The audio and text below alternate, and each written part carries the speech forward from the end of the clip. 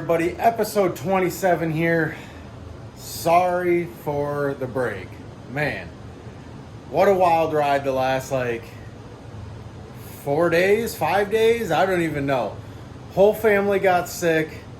All of us, most of us had fevers. Stuff coming out of both ends. Just wasn't good, all right? Definitely some kind of stomach flu. Not good. Do not recommend.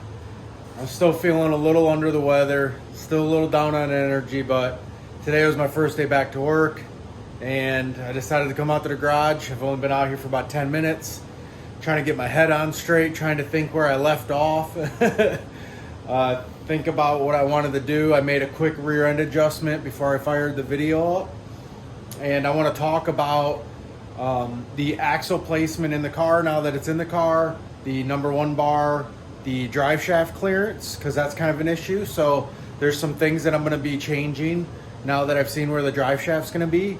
And yeah, well, let's just get into it. It might not be too long of a video. It may be a long video. I don't know. Here we are. So what we got going on is we got the car with, engine, trans, drive shaft. It's just a 1 3/4 DOM. Sitting in there as the drive shaft, the axle, the two rear tires. I'll go ahead and pull this cover off the trans. So, trans there, engine. Currently, this is sitting at a 2 degree upwards. I have decided that I am going to lower it down to 0. I'm going to keep it at 0. I think that it's just going to make things easier in the future, especially when it comes to putting the mid plate in. If the mid plate's at 0, then I think it'll be easier. There was reasons for the 2 degree, but I think 0 would be better, especially with the trans pan being a little bit flatter. And then I won't have to worry about pinion angles and stuff like that. It'll just be 0, 0. It'll just make it easier in the long run, I think. So after I talked to a couple buddies too that have built similar vehicles recently, and with small tire guys in particular, 0 seems to be more common, where the 2 degrees up is more in the pro mod range, which I've stated before. I've done a lot of pro mod stuff. I trust a lot of pro mod guys, but this isn't a pro mod. This is our little eco mod. This is our little mini mod, all right? So this thing's never gonna have a big tire on it, and it's never gonna have big tire horsepower, right?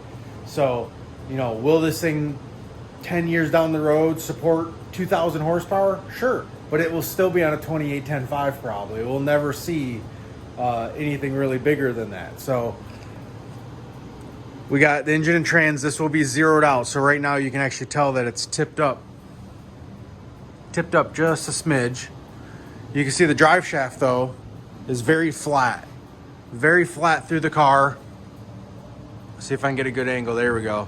So it's very flat through the car, and that's how I intend on keeping it.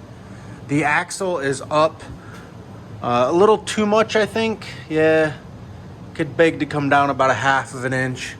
I've just kind of been moving it around and messing it around. I went up about 1 1/4 inches from where it was. So I'll probably come back down about 1/2 inch. But what I'd like you guys to see here is now we got a good solid, little over 1 inch clearance here.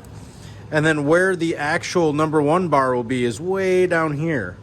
So we're gonna have some solid clearance even with a straight number one bar. I may still put a little bend in it, but I think ideally I'd like to just end up putting a straight number one bar in and then just lowering the car as much as I need to. I really want this thing to look low, be low, just low to the ground. All right, so I think that's the route that I'll go, and I think that's what I'm leaning towards, is just lowering the car down and then putting a flat number one bar in it. Because you put a bended number one bar in there, and that number one bar becomes the lowest point in the vehicle real quick. And I don't want that hitting anything.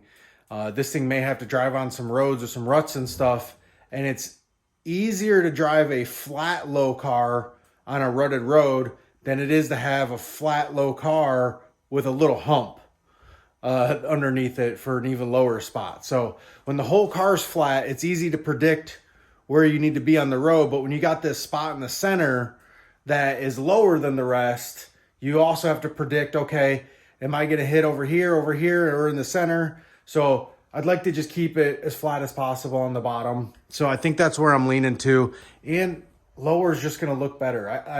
I made a post on my Instagram the other day talking about this Fox body that I seen. I wasn't even real young. I was probably 10 years ago, mid-20s-ish. And it was just so low. Maybe I was older than that. I was early 20s. But this Mustang, I mean, it had to have been less than an inch off the ground. And it was a drag car. It just looked phenomenal. And I've always had that picture in my head. So I'm going to try and keep this thing pretty low. So the tires may have to come up a little bit. I may leave the axle where it's at and then just bring the tires up a smidge. I haven't decided yet. So we'll probably put a straight number 1 bar in. I'll probably end up just getting that number 1 bar in. Right now I got the pinion angle at 0. I got some tape. I took some tape and wrapped it around the 1 3/4 bar to take up the slack here. So this bar is actually centered in there. And then it actually fits pretty tight on the trans up there because I went to a smaller diameter. I went to 1 3/4 versus what I had this in there, which is 1 5/8 thinner wall. This is 120 wall too. So it fits tighter in the trans. I'm going to zero that out. And then I'll have a good idea where the drive shaft's going to be. I'll have a good idea of how I need to lay the tunnel out. I can use this over and over again as a mock-up. This tape isn't taped to the bar. I flip the tape, do 1 loop flipped, and then I put it the right way and I go around and around. So you can actually take that tape puck and slide it in and out. I may replace that with some plastic or aluminum down the road, but for now that'll work. And then I picked up my dad had a cheapo MIG welder at his house that I'm going to go ahead and use. He was just using it as a flux welder, but it does have argon in the back for actual MIG welding. So I got a regulator and a tank. I had to buy some new fittings, some new wire. That stuff will be here tomorrow. So I'm going to go ahead and start MIG welding all the factory stuff together back here. So I'll get all this stuff MIG welded back here, cleaned up, ground down, and looking good. These seam welds, get those welded. Basically all this stuff back here, get it all welded up. And then I will go ahead and plate it in and we'll get this number 1 bar tacked in. I want to get that bar tacked in. I want to get it straight and set up there, and then I'm going to order my Tin Soldier brackets too here shortly.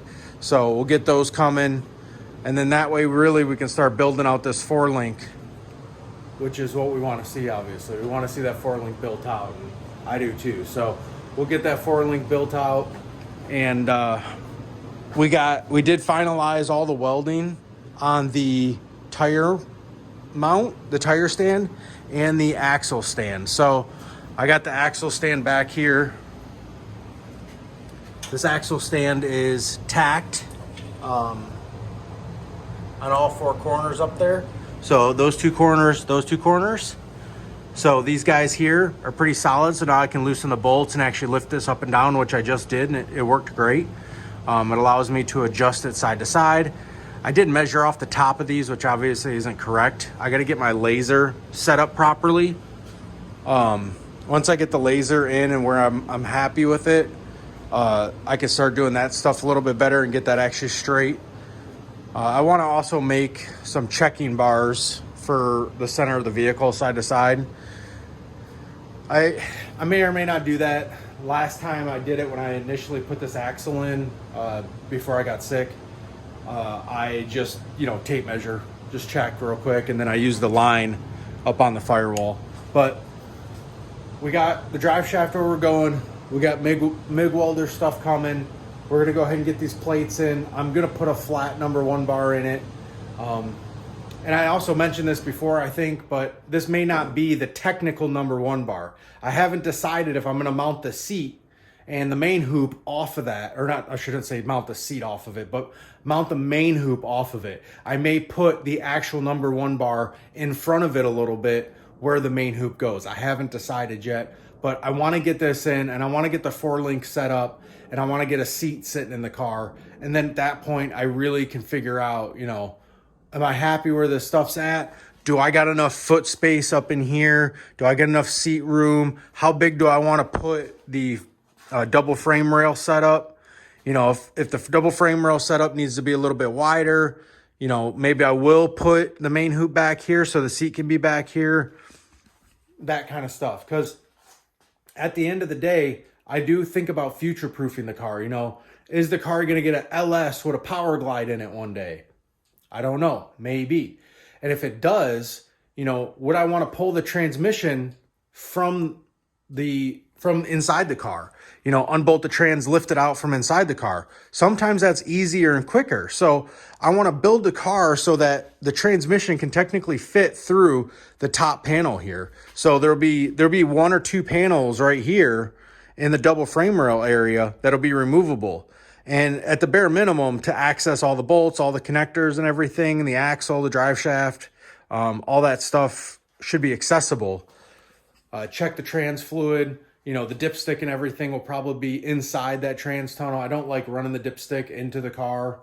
I'd rather just have a Zeus panel that pops off, check the dipstick, put the panel back on. I've seen dipsticks pop out going down the track. Not a fun experience. Not going to happen to me. So lots of things to think about. Definitely know where I'm going to be at going progress-wise. I'm going to start MIG welding. We're going to get the number 1 bar setting in place. And I'll probably work on getting the laser situated too and getting the axle where it actually needs to be, where I'm super happy with it. Once I got that number 1 bar tacked in, I'll kind of know exactly height-wise where I want that axle to be.